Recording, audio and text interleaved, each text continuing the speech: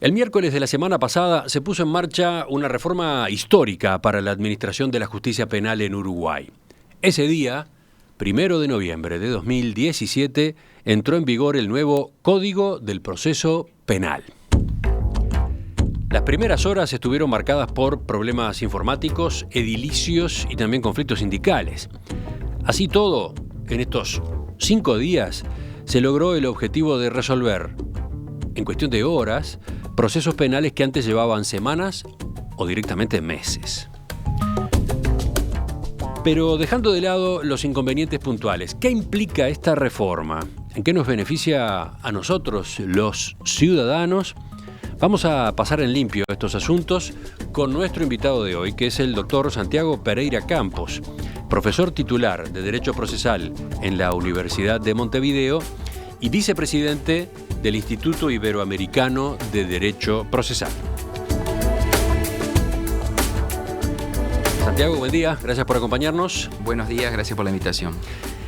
Primero, una aclaración básica. Vamos a despejar dudas sobre términos. ¿Qué es el derecho procesal penal? Bien, el derecho procesal penal es el conjunto de normas que regulan la tramitación de un proceso. O sea, un proceso es una sucesión de actos jurídicos que tienen cada uno una finalidad y un objetivo, y esta sucesión de actos conforman el proceso, en este caso el proceso penal. Y el derecho procesal se encarga de estudiar ese proceso y verificar cuáles son sus sistemáticas y sus consecuencias. Uruguay tenía un código del proceso penal que se había aprobado en 1981, ¿no? 80-81. ¿Por qué era necesario modificarlo?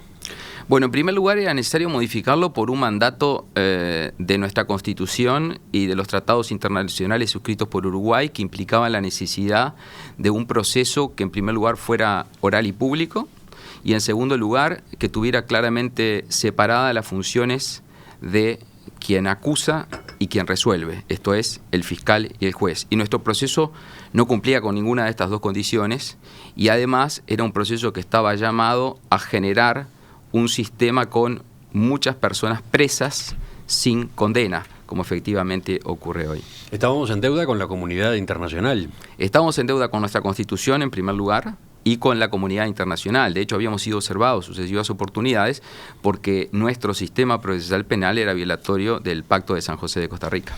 Estamos hablando contigo que tuviste participación importante, intensa en los preparativos de la puesta en marcha, ¿verdad? Sí, yo actualmente estoy presidiendo el Centro de Estudio de Justicia para las Américas, que es un organismo del sistema interamericano, un organismo independiente que se encarga de ayudar a los países en los procesos de reforma a la justicia, y a través de este organismo se capacitó en Uruguay a prácticamente 400 jueces, fiscales, defensores y policías en una experiencia bastante inédita en el país, que fue que esas capacitaciones fueran los 4 grupos juntos, o sea, que trabajaran y que interactuaran juntos estos 4 grupos de actores. Y por otro lado, CEJA también tuvo una participación importante en algunas propuestas de reforma a la versión inicial del código que terminaron plasmándose en las últimas leyes estas que se acaban de aprobar. Así que bueno, estás bien empapado. Bueno, más o menos, porque todavía los cambios son tan complejos que estamos intentando hacerlo. Vayamos a los cambios principales que introduce el nuevo Código del Proceso Penal. Así, en un esquema rápido. Bien. El primer cambio, diría yo, el más fundamental, es básicamente la redefinición de los roles de los actores del proceso. En primer lugar, porque la investigación administrativa, la investigación que se hace previamente al proceso, va a estar realizada ahora por el fiscal con el auxilio de la policía. Ahí hay un primer cambio fundamental. Antes el contacto era entre el juez y la policía y actualmente el contacto inicial fundamental va a ser entre el fiscal y la policía. Por lo tanto, el fiscal dirige la investigación con el auxilio de la policía. Primer gran cambio. Segundo gran cambio, el juez tiene un rol muy distinto al que tenía en el proceso anterior. Primero, porque no puede investigar. Segundo, porque no puede traer prueba al proceso. Ni siquiera puede realizarle preguntas ampliatorias a los testigos, solamente preguntas aclaratorias. O sea que el juez básicamente lo que hace es espera las posiciones de las partes, qué prueba les trae cada una de las partes y en base a las pruebas que cada parte le aporta resuelve. Es muy racional eso, ¿no? Es muy racional porque teóricamente ese debería ser el papel del juez, ¿no? Exacto.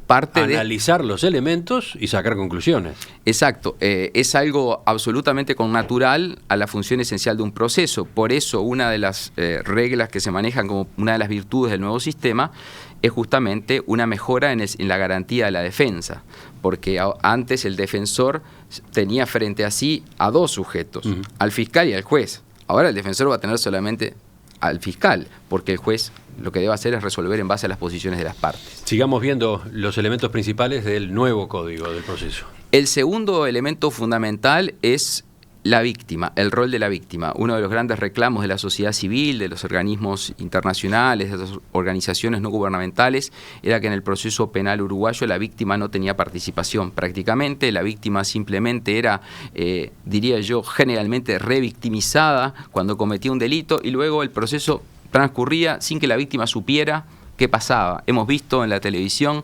a víctimas pidiéndole por favor a los fiscales y a los jueces que le informen qué pasa. Bueno, esto cambia sustancialmente. En primer lugar... Y esto también es muy racional. Y esto también es muy racional. En primer lugar, la víctima tiene derecho a ser informada permanentemente por el fiscal de los avances de la investigación. La víctima puede tener su defensor. La víctima puede participar de las audiencias con su abogado defensor. Por lo tanto, esto implica que ahora la víctima, si es una víctima que no tiene recursos para pagar un abogado privado, va a tener que recurrir al defensor público. Por lo tanto, va a haber defensores públicos de imputados y defensores públicos de víctimas, que tienen un rol muy distinto, porque generalmente la víctima coadyuva con el fiscal. Generalmente la víctima lo que quiere es obtener, obviamente, la imposición de la pena. Y también hay un rol muy importante de la víctima, es que la víctima puede oponerse a determinados actos del fiscal. Supongamos que el fiscal dice, no encuentro elementos para formalizar un proceso contra esta persona, la víctima puede decir, yo me opongo.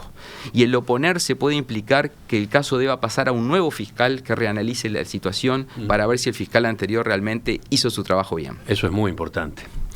Por último, supongo que falta destacar el hecho de que ahora el juicio penal es público. Exacto. El juicio penal es oral y es público. Esto implica, en primer lugar, que la actividad fundamental, lo que se denomina el juicio oral, se hace en un trabajo dialogado, en una sala de audiencias, con la posible participación de todas las personas que quieran hacerlo, salvo determinadas hipótesis que la ley prevé que se puede establecer la reserva en protección de alguno de los sujetos. Y por otra parte, todo esto que ocurre va a quedar grabado en audio. Por lo tanto, esta es otra gran diferencia. Hoy los jueces, en el sistema anterior, perdón, yo digo hoy, estoy pensando, los jueces en el sistema anterior juzgaban en base a un papel, leían un expediente, leían una historia y en base a eso juzgaban. Historia en la que muchas veces nunca habían siquiera participado, porque en esas audiencias no era preceptivo que estuviera el juez. Por lo tanto, hoy si el juez no está, es nulo absolutamente todo lo actuado. Si el imputado no tiene defensor, es nulo todo lo actuado. O sea que es imperioso que estén todos los sujetos y el juez va a poder luego reanalizar, y el Tribunal de Apelaciones o la Corte también, reanalizar el caso a la luz de las grabaciones de audio. Sería ideal poder tener el video, los recursos no dieron para el video y quedamos en una etapa intermedia que es el audio, pero creo que es un gran avance. Bueno, ¿y cómo impactan estas novedades en la gente? Por ejemplo, concretamente, ¿cómo funciona el proceso, digamos, desde el momento en que una persona comete un delito hasta que es finalmente condenada? Bien, quizás para poder entender esto sería bueno imaginar un caso y ver cuáles son las distintas etapas que se dan. En primer lugar, hay que distinguir que hay dos etapas netamente diferenciadas, que son una primera que no es jurisdiccional, sino que es meramente administrativa, que es lo que se denomina la indagatoria preliminar. La indagatoria preliminar consiste en que el fiscal, en sus oficinas, con su infraestructura, investiga la posible comisión de un delito. ¿Por qué investiga? Investiga porque hubo una denuncia. La denuncia se puede hacer en la policía, se puede hacer en un juzgado, se puede hacer en la fiscalía, pero siempre esa denuncia termina en el fiscal. Este es un gran cambio. O sea que cualquier denuncia que se haga en cualquiera de las oficinas va a terminar siempre en un fiscal. Ese fiscal... ¿Pero termina rápido? Muy rápidamente, inmediatamente. Por ejemplo, si alguien hace la denuncia en una seccional policial... Inmediatamente a través del sistema informático va a derivar a un fiscal, ese fiscal va a recibir de inmediato la denuncia y va a empezar inmediatamente a investigar. O sea, ¿no hay actuaciones policiales antes de que tome el caso el fiscal? Sí, por ejemplo, si la persona está cometiendo un delito flagrantemente, la ven en el momento que comete un delito, la policía la puede detener, bueno, claro. La detiene y ahí entonces le informará al fiscal, tengo una persona detenida porque estaba cometiendo supuestamente tal delito. El fiscal ahí lo que deberá hacer es tomarle declaración, investigar un poquito, hablará con con la víctima, en todas las oficinas del fiscal. Este es un gran cambio. Ante todo se hacía en el juzgado, ahora pasa al fiscal. Si el fiscal reúne elementos que le parece suficientes, en este caso probablemente los tenga porque fue una detención flagrante, lo que hará en ese caso el fiscal es tendrá que tomar una primera decisión. La primera decisión que tomará es si decide seguir investigando el caso y ir para adelante, o dice no hay elementos suficientes o el delito es tan intrascendente que no se justifica. De eso podemos hablar después, que es el principio de oportunidad. Pero básicamente lo que va a hacer en este caso el fiscal va a ser iniciar la investigación. Iniciada la investigación, si la persona está detenida, a más tardar dentro de 24 horas tiene que tomarle declaración el juez. Ahí sí pasamos a la etapa judicial y ahí se produce lo que se llama, una primera novedad, la audiencia de formalización. Pero antes de llegar a la audiencia de formalización, ¿puede ocurrir, según lo que tú decías, que el fiscal concluya que no tiene sentido seguir con el caso? Exacto. Supongamos que el fiscal vayamos a otro caso, no al del detenido robando, porque obviamente acá era obvio, pero supongamos que hay una persona que hace una denuncia y el fiscal dice, este hecho que narra en su denuncia el denunciante no constituye un delito. Lo que va a hacer el fiscal es simplemente no hay elementos para investigar, porque el hecho que está descrito aquí podrá ser objeto de una responsabilidad civil, de un juicio de daños y perjuicios, pero no hay un caso penal. De todos modos, el denunciante puede apelar. El denunciante, cuando el fiscal resuelva no investigar, el fiscal va a decir, yo no voy a seguir adelante, la víctima en este caso, que sería el denunciante, podrá decir, no, yo me opongo. Y si se opone, podrá eventualmente intervenir otro fiscal. Cuando intervienen dos fiscales, se acabó. Ahí no se avanza más. Eso es lo que veíamos hace un rato. Pero vayamos a esa audiencia. Bien. Esa audiencia, ¿cómo se llama? Audiencia de formalización. Audiencia de formalización. Supongamos que entonces el fiscal entiende que hay elementos como para seguir adelante, lo que va a hacer es solicitar una audiencia de formalización. Ahí hay que distinguir dos situaciones. La más común, la que vemos en la prensa todos los días, la persona está detenida porque la vieron cometiendo el delito, la policía la detiene. En este caso, la audiencia debe celebrarse dentro de las 24 horas y entonces lo que va a ocurrir allí es que va a estar el imputado, el defensor, el fiscal y el juez en una audiencia oral y pública, y en esa audiencia se tendrá que tomar dos decisiones fundamentales. Si hay elementos para formalizar implica iniciar el proceso penal. Aquí sí salimos de lo administrativo y pasamos a lo jurisdiccional. Se inicia el proceso penal y el segundo gran tema, si se adoptan o no se adoptan medidas cautelares. Medidas cautelares, la que conocemos todos es la prisión preventiva, pero hay otra cantidad muy grande de medidas cautelares como pueden ser no salir del país, retirarle los documentos, tener que ir a la seccional con cierta frecuencia, etcétera, etcétera. Entonces, en esa audiencia, como decíamos, de formalización, habrá que tomar esa decisión fundamental. Y ahí el gran tema o la gran pregunta o lo que todo el mundo discute es, bueno, primero, ¿con qué elementos toma esa decisión el juez? Primer cuestión. La última ley que se acaba de aprobar últimos días de octubre establece que el juez en principio tomará esa decisión en base a lo que se denomina la carpeta fiscal. ¿Qué es la carpeta fiscal? La carpeta fiscal es una serie de documentos que el fiscal en su indagatoria preliminar va reuniendo y con esos elementos prepara todo para pedir, en este caso, las medidas cautelares. Pero una modificación de último momento, que yo creo que es positiva, establece que la defensa podrá, en este caso, decir que no basta con lo que surge de la carpeta fiscal, sino que en realidad pide una determinada prueba. Una prueba sobre las condiciones necesarias para adoptar la medida cautelar. Por ejemplo, la prisión preventiva. Y dirá, mire, este señor trabaja, tiene un domicilio, tiene cargas familiares, él no se va a ir del país, por lo tanto no corresponde a la prisión preventiva. Recordemos que en este nuevo sistema la prisión preventiva es excepcional y por lo tanto como excepcional es una medida cautelar. ¿Qué significa una medida cautelar? Que solo se adopta cuando hay un riesgo de que se fugue, que entorpezca la investigación o que en definitiva pueda haber un riesgo para la víctima o para la sociedad. Bueno, ¿y cómo se resuelve el inicio del proceso, entonces? Bueno, si en este caso se reúnen todos los elementos, se formaliza y el proceso, se formaliza la solicitud fiscal y esto va a implicar entonces que empieza el proceso. Y acá es donde vienen la bifurcación de los caminos. Hay dos posibles caminos. El primer camino, ir a lo que se denomina el juicio oral, o sea, un proceso complejo, un proceso público y oral de cierta extensión que va a llevar su duración. O sea, el mismo proceso que tenía lugar hasta ahora de manera escrita en el nuevo esquema se desarrollará de manera oral. Con muchísimos cambios, con muchísimas diferencias. Pero digamos, es aquel proceso que lleva un tiempo. La otra posibilidad es que el asunto se laude ahí mismo. Exacto. Se laude en la audiencia de formalización. Exactamente. La otra posibilidad es lo que se llama lo que podrían ser los caminos alternativos. ¿Cuáles son? Primero, lo que se denomina el proceso abreviado. El proceso abreviado consiste en que la persona imputada reconoce los hechos que se le imputan y ese reconocimiento de los hechos que se le imputan, acordados con el fiscal, le permite una reducción de la pena. Esto es, el juez va a controlar que esa decisión haya sido libre, que la persona haya sido informada, con su defensor. Aquí es muy importante un nuevo rol que aparece del defensor, porque el defensor en todo momento le deberá asesorar a su defendido de este camino posible y eso le va a permitir disminuir la pena.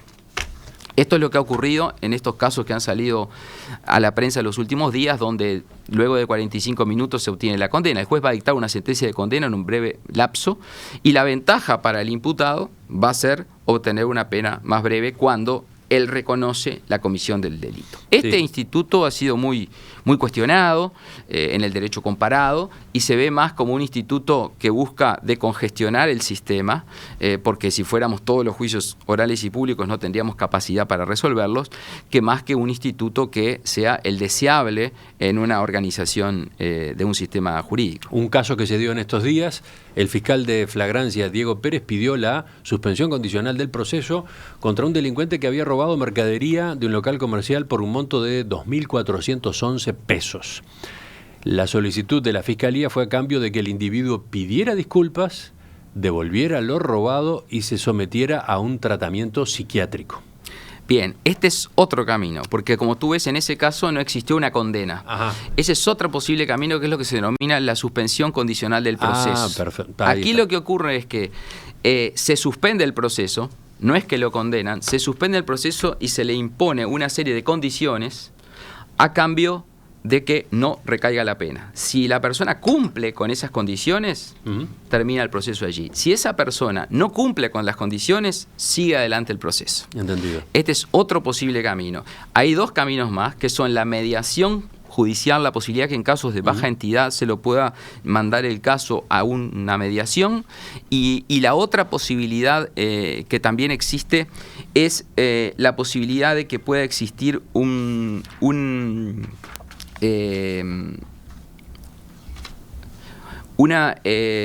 acuerdo reparatorio. ¿Qué es el acuerdo reparatorio? Esto es lo más interesante pensando en la víctima. La posibilidad de que la víctima, con su defensor, y el imputado lleguen a un acuerdo. Por ejemplo, a un acuerdo económico. Bueno, supongamos que el imputado dice que va a devolver el dinero que hurtó. Esto implica ya un enfoque bastante distinto, porque en los otros casos veíamos fiscal imputado. Acá aparece víctima imputado. O sea, en este caso, en el acuerdo reparatorio, lo fundamental es la voluntad que la víctima tenga de llegar a este acuerdo. Incluso el acuerdo puede ser simbólico, puede ser un pedido de disculpa. No necesariamente tiene que haber una transferencia patrimonial, puede ser sencillamente simbólico. Entonces, todos estos caminos que buscan descongestionar el proceso o el llamado juicio oral, que va a quedar en definitiva para personas que no reconozcan su responsabilidad en los hechos o en casos de que los delitos sean graves.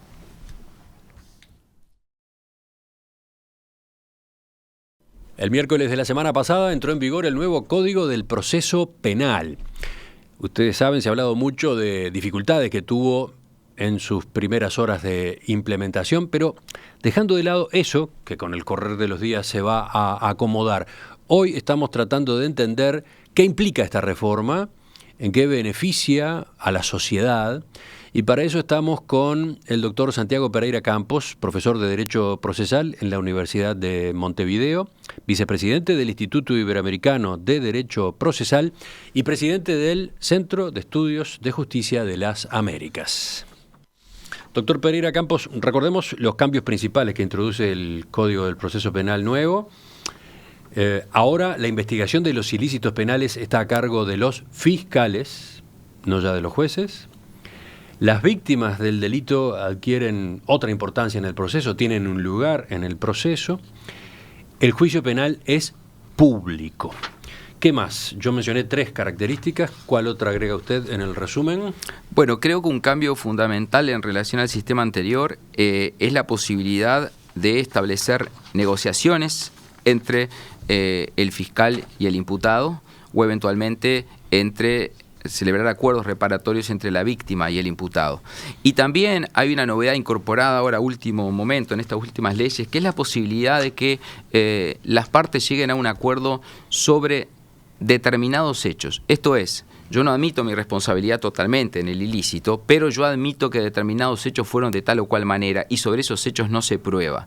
Esto, que es muy común en cualquier proceso civil, en nuestro sistema procesal penal no existía, porque la idea de nuestro anterior sistema procesal penal, que como era un proceso absolutamente constitutivo necesario, esto quiere decir que como está en juego la libertad, la mera confesión no me puede determinar la culpabilidad. En el sistema anterior, para que una persona fuera condenada si confesaba, requería además tener otra prueba que respaldara su confesión.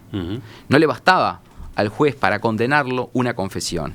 En el nuevo sistema, y por eso se ha tenido que modificar el código, a través del proceso abreviado que acabamos de mencionar, o a través de la posibilidad de llegar a acuerdos sobre determinados hechos, hay una excepción o una limitación a este principio que señalaba, lo cual por algunos ha sido objeto de críticas, en el entendido de que de esta manera se puede ver, llamémosle, tentado el imputado de reconocer ciertos hechos ante el temor de una pena mayor. Bueno, en cuanto a las ventajas, hay varias, ¿no? En primer lugar, se gana mucho tiempo con esto de la posibilidad del juicio abreviado y con estas alternativas de negociación, ¿no? Exacto. La principal ventaja, se señalan tres ventajas fundamentales. Primero, mejorar el derecho a la defensa. O sea que a través de este sistema, como decíamos, la persona que está sometida a un proceso penal dispone de todas las garantías que no disponía antes porque, como decíamos, el juez estaba investigando. La segunda es que debiera tener una mejora importante en materia de eficiencia, en lo que tiene que ver a la duración de los procesos. Y la tercera, muy importante, tiene que ver con la sociedad, es la transparencia, saber cómo los jueces resuelven, por qué una persona en definitiva es condenada o por qué una persona es absuelta o por qué una persona es sobreseída. Esto es que todo se hace... Hay mayor control ciudadano. Exacto, hay mayor control ciudadano, se sabe, incluso el imputado, pero también la sociedad y la víctima, quién es su juez, qué juez está resolviendo el caso, por qué dice algo en audiencia, la sentencia se emite de cara a la sociedad. Estas son cuestiones que pueden parecer, en definitiva, no demasiado relevantes, pero que tienen mucho que ver con un sistema democrático. Quedó dicho al pasar, pero también supongo vale la pena destacar el hecho de que la prisión preventiva, que era casi norma en el sistema penal uruguayo, ahora pasa a ser excepcional. Exacto, y esto debiera implicar un cambio fundamental por el cual Uruguay está vulnerando todas las normas esenciales, que es tener un altísimo porcentaje de la población carcelaria detenida en las cárceles, pero sin tener condena. El 70% de los presos hoy no tiene condena. Exacto. Esto implica uno de los países que tenemos una proporción más alta en ese sentido, y esto obviamente vulnera absolutamente todas las garantías. Hay un tema importante en esto también que va a generar dificultades de implementación, es que el nuevo código establece que las personas que en el nuevo sistema estén en prisión preventiva no podrán estar en los mismos establecimientos carcelarios que las personas que tienen condena.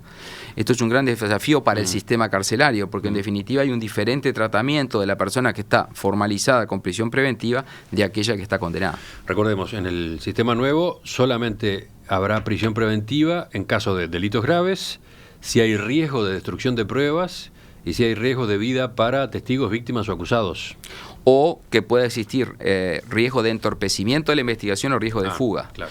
Lo que ocurre aquí es lo siguiente, porque sobre esto ha existido mucho debate, entonces todas las personas detenidas van en definitiva a quedar libres. La norma es muy clara en cuanto a establecer que una de las razones en que haya riesgo para la víctima o riesgo para la sociedad es cuando una persona sea reincidente.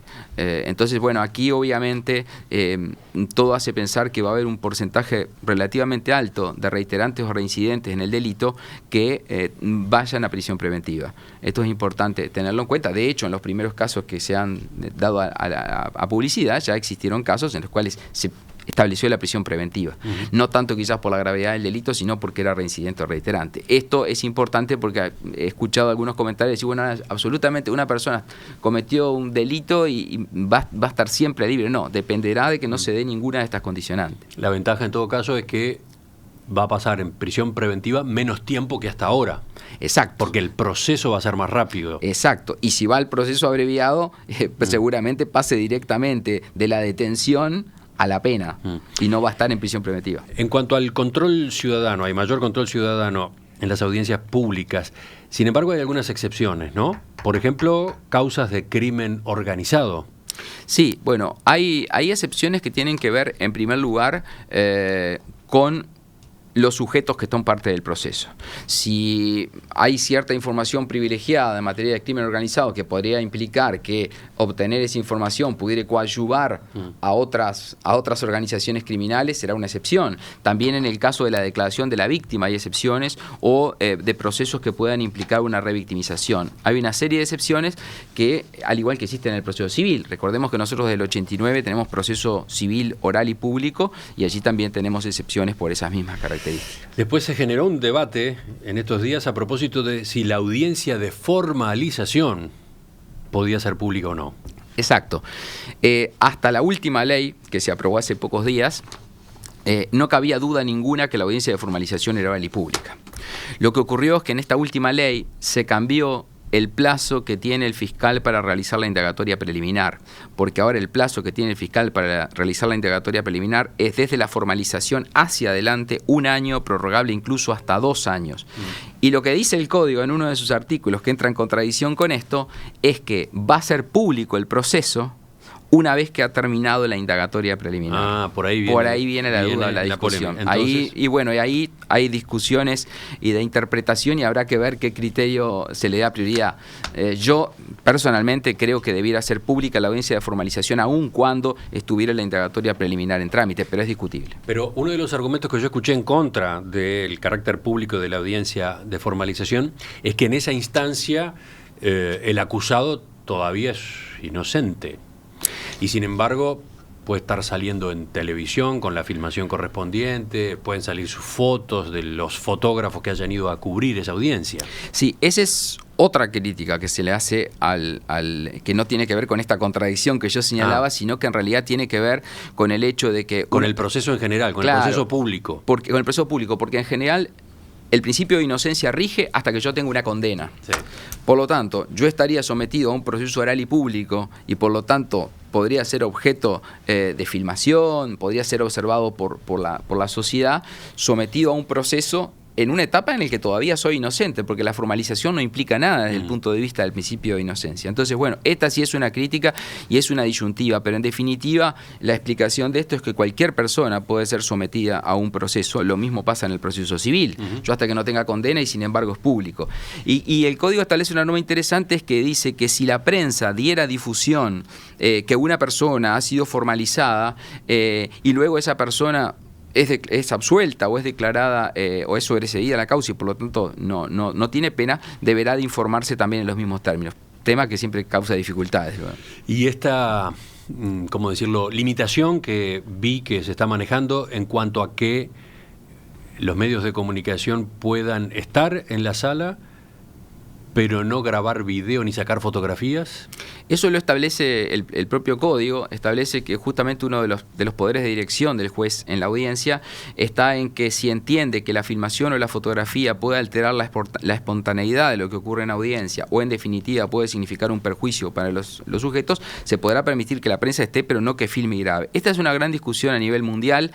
Lo hemos visto en las películas. En las películas, ¿no? Que está dibujando y no está filmando. En vez de un fotógrafo, lo que hay es un dibujante. Y después en el diario, al día siguiente, esto es de la época en la que la información se canalizaba básicamente en los diarios, en el diario al día siguiente lo que salen son dibujos, ¿no? Exacto. Y no imágenes directas de las personas que estuvieron participando del proceso. No es lo mismo que un proceso sea público, que un proceso sea publicitado o transmitido en vivo, en directo. Ahí hay dos posiciones y hay dos sistemas distintos en el derecho comparado, algunos que lo permiten y otros no. Pero yo creo que una cosa es la posibilidad de acceso público a la audiencia y otra cosa es que la persona esa sea vista en televisión en el momento que está declarando. está siempre aquella discusión de si es una persona pública, un funcionario público, alguien que es, bueno, ahí cambia porque tiene por su propio cargo, por su propia posición, una situación distinta. Doctor Pereira Campos, para ir terminando por hoy, porque supongo que tendremos otras instancias para seguir aclarando cómo es el nuevo Código del Proceso Penal. Uno de los más críticos con esta reforma ha sido el ex fiscal Enrique Viana. Y digo ex fiscal porque renunció el día en que entró en vigor el nuevo código. Entre varios aspectos, él cuestiona principalmente lo que mencionamos de la modalidad del procedimiento penal abreviado. Dice que esto habilita a los fiscales a hacer de jueces y a hacer pactos inmorales para negociar la pena del acusado. Bueno, en esta crítica del doctor Viana hay un trasfondo de una discusión académica muy grande a nivel de derecho comparado sobre si este tipo de pactos deben admitirse o no admitirse. La discusión me parece válida. En mi opinión, me parece que este tipo de soluciones son preferibles cuando no se dispone de la posibilidad de que todas las personas puedan tener un juicio oral y público rápido con la cantidad de fiscales, defensores y de jueces que implicaría eso, y que la verdad es que ningún país de Latinoamérica se ha podido dar ese lujo. Pero, ¿de dónde viene esta posibilidad de la negociación? ¿Qué origen tiene? Bueno, en el sistema anglosajón este tipo de negociaciones son muy frecuentes, pero también prácticamente todos los países que han hecho reformas procesales penales en Latinoamérica han ido adoptando este tipo de modalidades. Latinoamérica, salvo Argentina en varias de sus provincias, algunas ya tienen este sistema, y Brasil en algunos aspectos, casi todos los países de Latinoamérica tienen un sistema muy similar al nuestro, y lo que se busca es lograr un equilibrio entre la duración del proceso y evitar que las personas estén presas sin condena, introduciendo esta figura de la negociación que, como decía, desde el punto de vista estrictamente de análisis estrictamente jurídico, sin las limitaciones de la realidad, puede ser cuestionada. Sí, el doctor Viana dice que en esa dinámica se imponen las partes que tienen más poder económico, por lo que estaría desapareciendo el derecho como un elemento público y parejo para todos. Yo esa crítica sí que no la comparto. O sea, a mí me parece que esto no refiere al tema del poder económico, sino que refiere en definitiva a qué valor tiene en el proceso penal la posibilidad de llegar a acuerdos que en definitiva están vinculados a la libertad. Porque la gran discusión aquí, que lo que está en juego es la libertad. Entonces el problema es hasta qué punto yo puedo negociar en estar preso menos tiempo a cambio de reconocer un hecho. Pero me parece que esto no tiene vinculación con el poder económico. Primero porque hay una cantidad de supuestos en los que está excluida la posibilidad de este tipo de soluciones.